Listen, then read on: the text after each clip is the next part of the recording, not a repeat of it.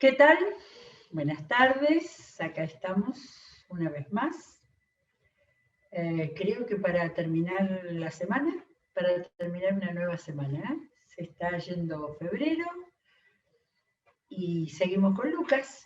Estuve buscando, ahora no me voy a acordar, sí, el 22 de enero empezamos con el Evangelio de Lucas. No calculé cuánto vamos a tardar, pero me parece que vamos a llegar a marzo. De manera que unos cuantos días de enero y todo febrero vamos a estar mirando por todos lados lo más que pudimos los detalles del Evangelio de Lucas, el que dijimos desde el comienzo que de los escritores, por lo menos de los tres evangelios sinópticos, porque Juan es un evangelio especial, ¿sí? Algún día vamos a hacer Juan, pero con las conversaciones de distintas personas que tuvo Juan en su evangelio, que no lo contaron los otros escritores. Pero en este caso, lo de Lucas, hemos hablado siempre de los detalles, de la elección de los episodios, de las enseñanzas de Jesús, y de lo que dicen todos los comentaristas que parten desde el griego, en el que fue escrito, que tiene una escritura muy rica, muy elegida, muy especial, el mejor de los escritores de los evangelios. Así que por eso estamos siempre tratando de sacarle el jugo más, en el sentido de darnos cuenta, darnos más cuenta de elementos de la parte de la redacción, ¿sí?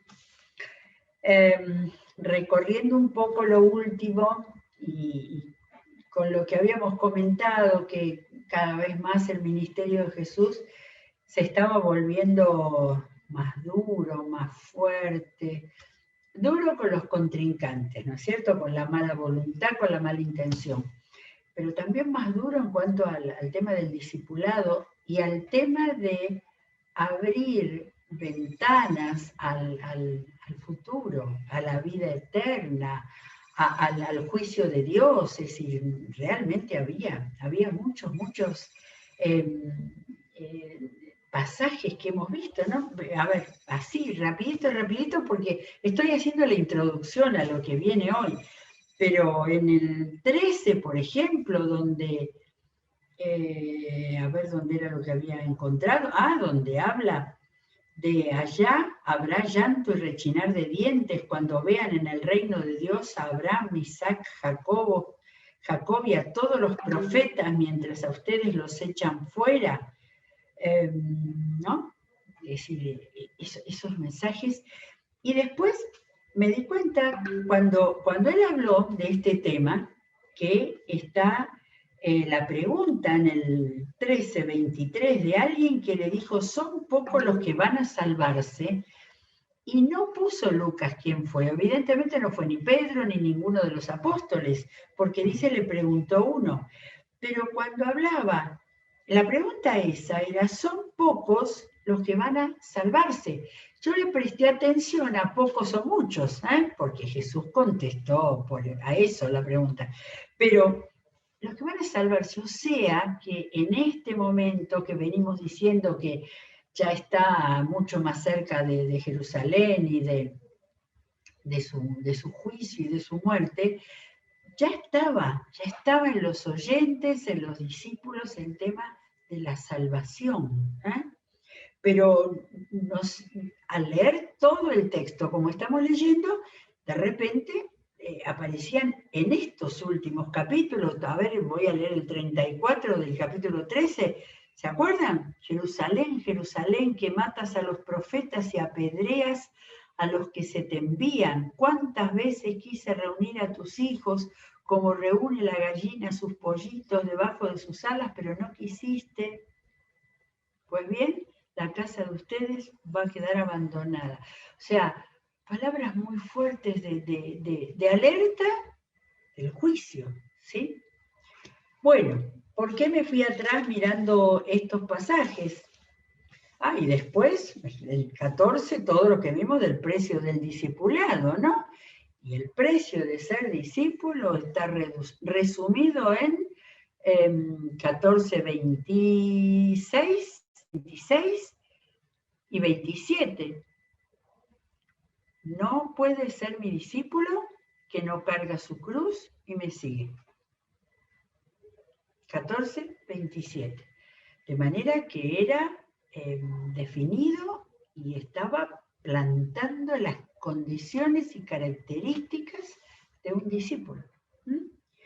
Ahora llegamos, a ver cuántos saben que vamos a llegar acá, capítulo 15. Estamos en el capítulo 15.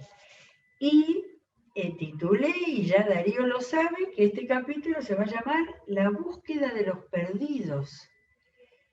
Y al pensar en el título digo, claro, pero viene ahora la búsqueda de los perdidos después que Jesús anunció el juicio y la vida eterna y el peligro en que estaban por no tener frutos y por no ser discípulos definidos, comprometidos, que es todo el mensaje que hemos visto en los últimos capítulos. Pero acá, de repente, encontramos a Jesús diciendo, y como nunca sabemos si esto fue antes o después, pero sí a Lucas, al escritor, en este momento contando ese día. Esto pasa en un solo día, capítulo 14. Muchos recaudadores de impuestos y pecadores se acercaban a Jesús para oírlo.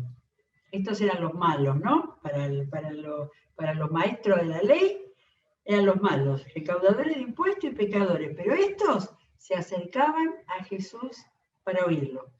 De modo que los fariseos y los maestros de la ley se pusieron a murmurar. Este hombre recibe a los pecadores y come con ellos. Acá me parece muy delicado Lucas diciendo murmurar, porque ya estaban acechándole, cortándole la cabeza a Jesús, discriminando, rechazando con una falta de amor absoluta a esos otros a quienes llamaban pecadores, ¿no? Que estaba además de los recaudadores de impuestos, o sea, toda la sociedad estaba marcada por estos religiosos conocedores y maestros de la ley. Ellos eran los que marcaban a la sociedad y esto decía, estos son los pecadores, ¿no?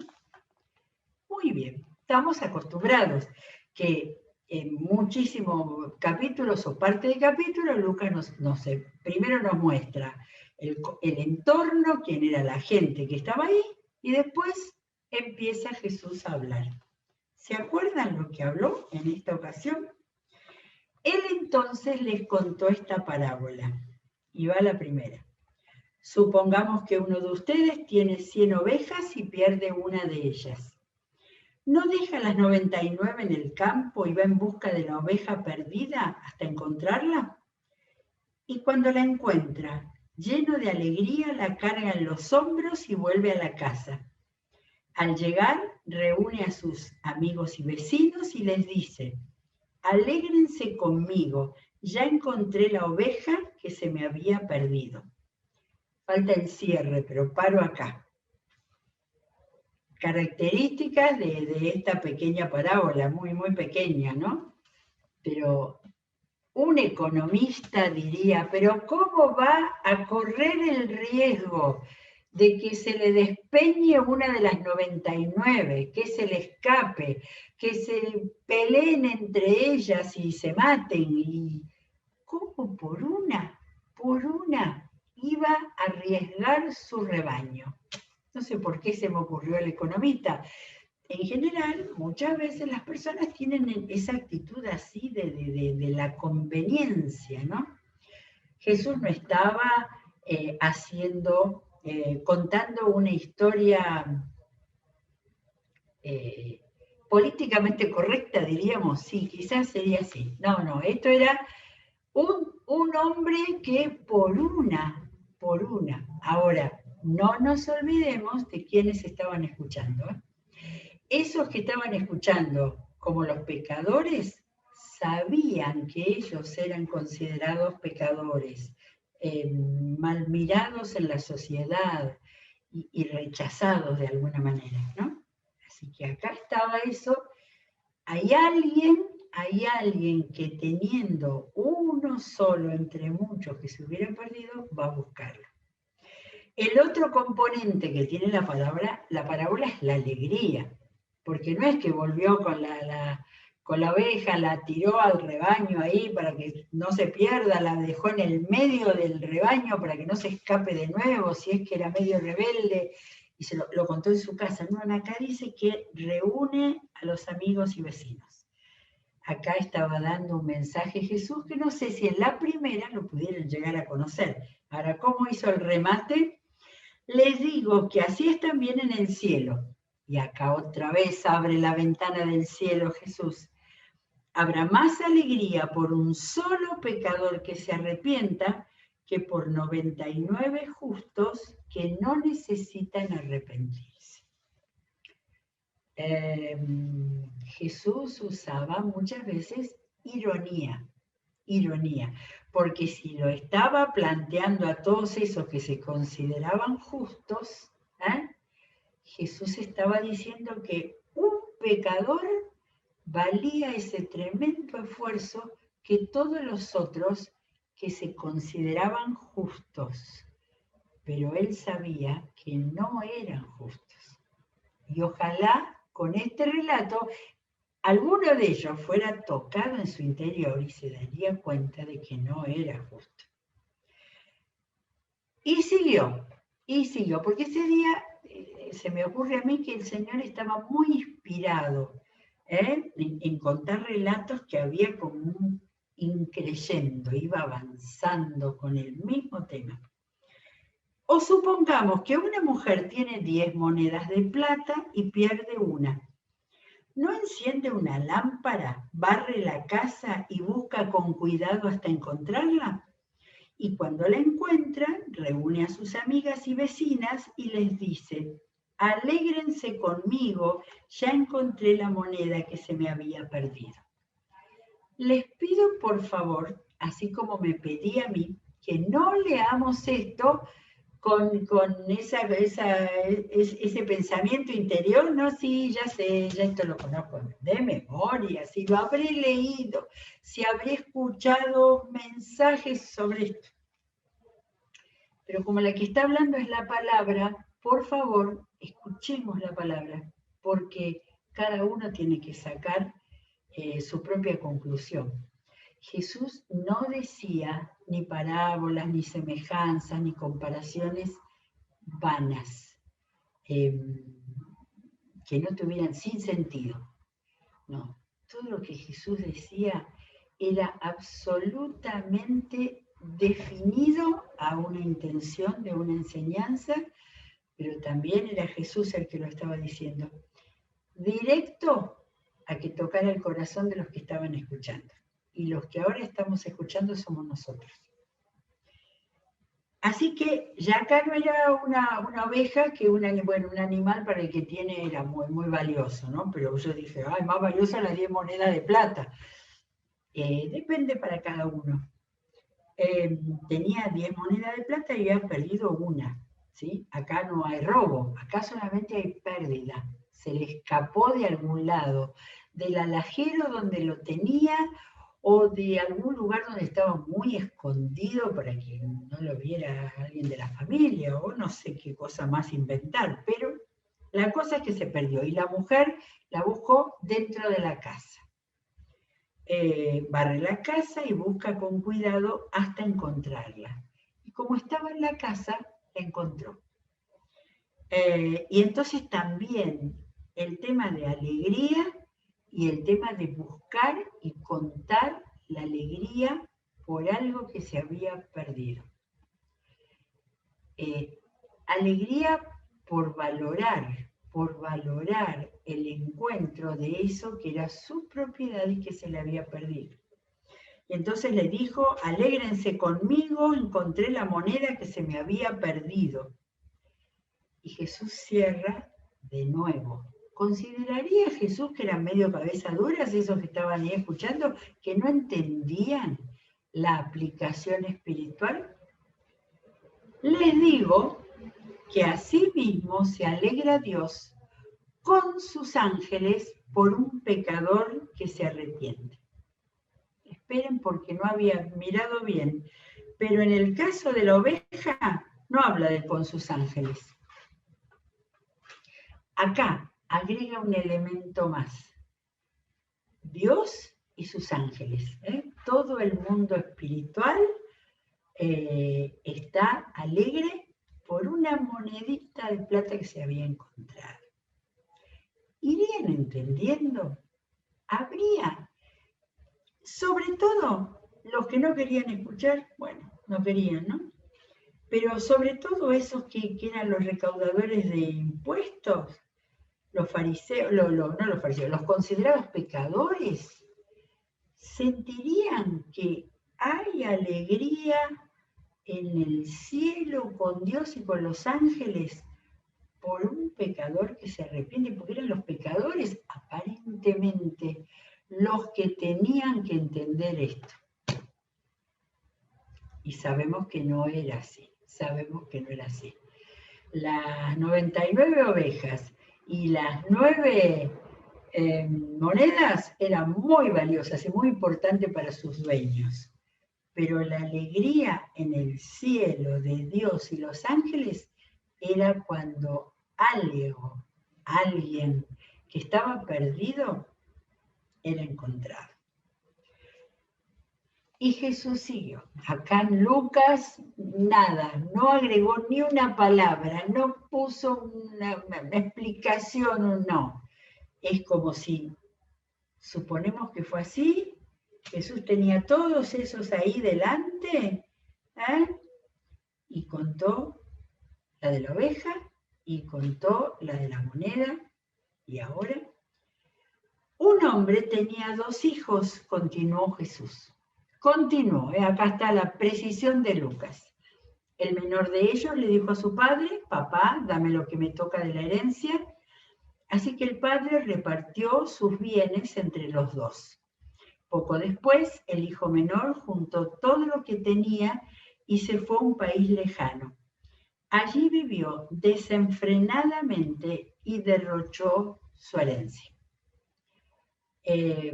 Cualquiera desde el siglo I hasta no sé cuándo, de avance de la civilización, le daría a este hijo que al padre le hizo repartir siendo joven la herencia, que seguramente necesitaría para seguir adelante con su campo, ¿no? Siempre son ese tipo de sociedad, y Jesús no se guardó ningún adjetivo, vivió desenfrenadamente y derrochó. O sea que de lo peor el muchacho, ¿sí? O sea, alguien a quien la sociedad, por lo menos la sociedad moral y religiosa, diría que ese no tenía solución y de ninguna manera iba a poder pasar a los que había alegría en el cielo.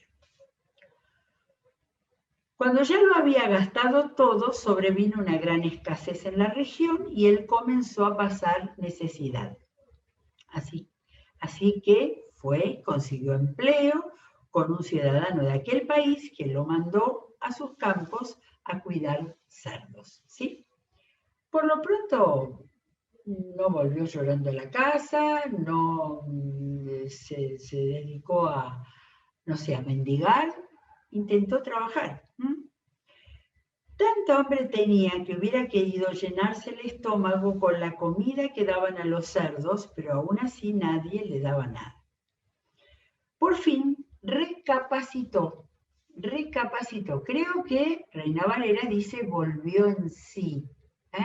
Las 2 palabras completan lo que significa cuando una persona despierta. Recapacitó y se dijo: ¿cuántos jornaleros de mi padre tienen comida de sobra y yo aquí me muero de hambre? Tengo que volver a mi padre y decirle: papá, he pecado contra el cielo y contra ti, ya no merezco que se me llame tu hijo. Trátame como si fuera uno de tus jornaleros. El volver en sí fue realmente un cuadro de situación perfecto. No pensó con orgullo volver, total, sigo siendo hijo de mi padre y bueno, aunque me fue mal, hice las cosas mal. No. El volver en sí es uno de los más hermosos relatos acerca de lo que significa el arrepentimiento. Darse cuenta de lo que uno hace, de lo que uno es, de la vida que lleva, y pensar en volver al Padre y decirle: ni siquiera tengo ningún derecho. El derecho se lo tenía que recordar el Padre. Así que emprendió el viaje y se fue a su padre. Todavía estaba lejos cuando su padre lo vio y se compadeció de él. ¿Se acuerdan? Todas las veces que vimos la palabra compadeció, se compadeció Jesús, en cada sanidad que hacía en los primeros capítulos del Evangelio. Se compadeció de él. Salió corriendo a su encuentro, lo abrazó y lo besó. El joven le dijo: papá, he pecado contra el cielo y contra ti, ya no merezco que se me llame tu hijo. Me encantan los detalles del relato, porque, a ver, uno pensaría, por pensar mal, no, una vez que vio que el padre lo recibió, lo abrazó y lo besó, ya está, ya se olvidó todo, listo, acá vuelve tu hijo.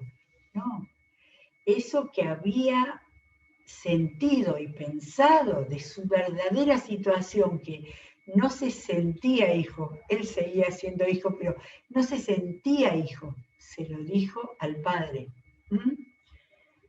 Pero el padre ordenó a su siervo, no le dijo nada, no le dijo nada. Y me estoy acordando de la canción El Milagro de Marcos Vidal, Hay que, los que la tienen por ahí, escucharla de nuevo, donde el padre ordenó a sus siervos: pronto, traigan la mejor ropa para vestirlo, pónganle también un anillo en el dedo y sandalias en los pies. Traigan el ternero más gordo y mátenlo para celebrar un banquete, porque este hijo mío estaba muerto, pero ahora ha vuelto a la vida. Se había perdido, pero ya lo hemos encontrado. Y así empezaron a hacer fiesta. Bueno, hasta acá, porque después viene la otra parte, ¿no? Que la otra parte es otro pensamiento profundo acerca de la vida de los hijos de Dios. Porque las otras dos parábolas eran parábolas de una persona que había perdido algo y la persona salió a buscarlo, ¿sí? Es otra faceta de cuando Dios busca a los perdidos. Ahora acá, tratándose de seres humanos, para mí el detalle es el hecho de que el padre estaba esperándolo. No lo fue a obligar, no lo fue a perseguir, lo dejó hacer lo que él estaba decidiendo, hasta que él solo, este muchacho solo, sintió que ya no podía más con la vida que estaba llevando. Así que yo creo que cada una de estas tres parábolas tiene una mirada distinta sobre Dios, ¿no? Las dos primeras, la alegría en el cielo porque alguien vuelve a Dios. La tercera es la espera de Dios para aquellos que se han ido por su gusto, por su cuenta, las que lo rechazaron al Padre y quisieron hacer su vida. Y no lo persiguió, pero lo esperó.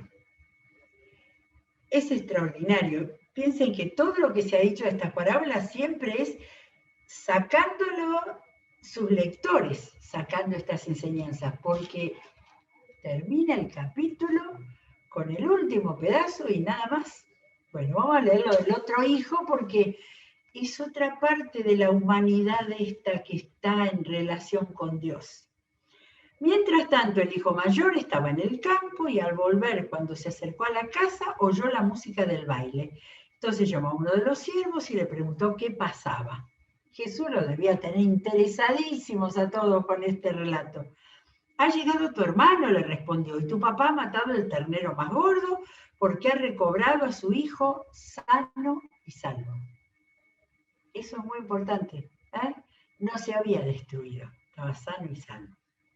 Indignado, el hermano mayor se negó a entrar, así que su padre salió a suplicarle que lo hiciera.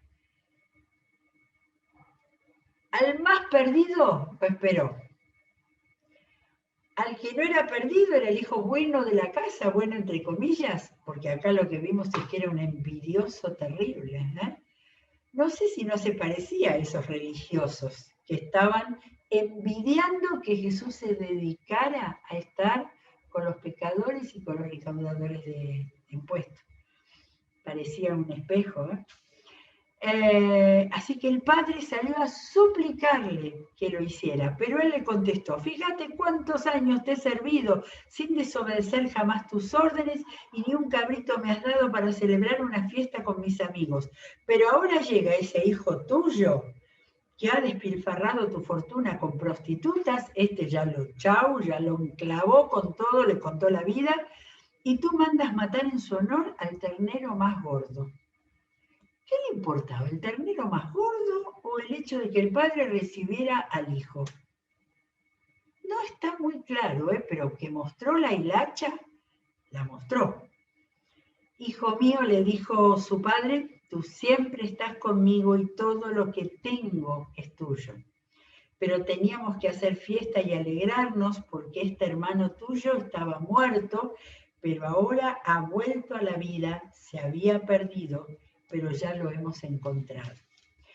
Me asombra mucho que en esta enseñanza que dio Jesús, es muy probable que al terminar le hicieran preguntas y discutieran y Jesús haya dado otra enseñanza, pero no se enteró Lucas y los otros no lo contaron, ni Mateo ni Marcos lo contaron, ni Juan tampoco, de manera que Lucas dejó acá el relato, quizás para que todos los lectores de la palabra a lo largo de los siglos nos pusiéramos a pensar todo lo que eso significaba, ¿no?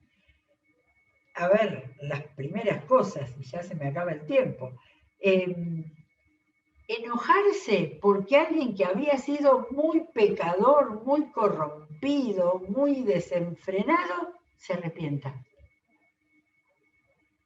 Enojarse, molestarse, no darle oportunidad, porque tampoco dice nada que este hermano salió a la ciudad a ver si lo encontraba para ayudarlo a que volviera. No le importó más que seguir manteniendo su condición de hijo bueno y todavía muy enojado porque ni siquiera se daba cuenta de que porque vivir en la casa del padre tenía todas las cosas del padre. ¿Qué pasa con la vida interior? Acá ya sabemos que Jesús les estaba hablando a los religiosos, ¿sí? Pero los cristianos muchas veces vemos, conocemos, aquellos que se han apartado y no sé qué podemos tomar de esto, ¿no? Para tener la actitud de la del Padre, claro, la del Padre es Dios, es el único que estaba ahí dispuesto a mostrar la alegría, el perdón, no hacía falta que le dijera que le daba, que lo perdonaba, porque toda la alegría del Padre fue una fiesta, un disfrute, un recuperarlo, lo había recuperado y todo lo que tenía que hacer, todo lo que hizo fue para ayudar a sanarlo. No es solo una persona que vuelve al Señor, que inmediatamente está todo bien, recibe el perdón después del arrepentimiento y el Señor empieza a trabajar para sanar todo ese pasado que tuvo. Qué extraordinario. Bueno, esto es la búsqueda de los perdidos.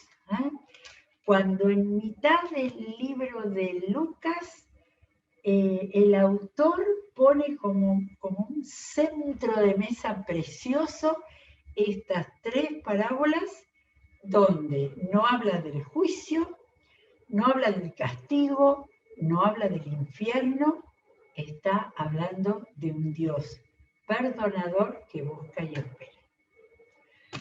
Maravillosa la palabra. Se acabó el 15, mañana seguimos, mañana el lunes seguimos con el 16. Que el Señor nos ayude a trabajar toda la enseñanza que necesitamos y a tener un amor a los perdidos como tiene el Padre. Muy bien, seguimos con la programación de este día y nos vemos en las reuniones del fin de semana. Dios los bendiga.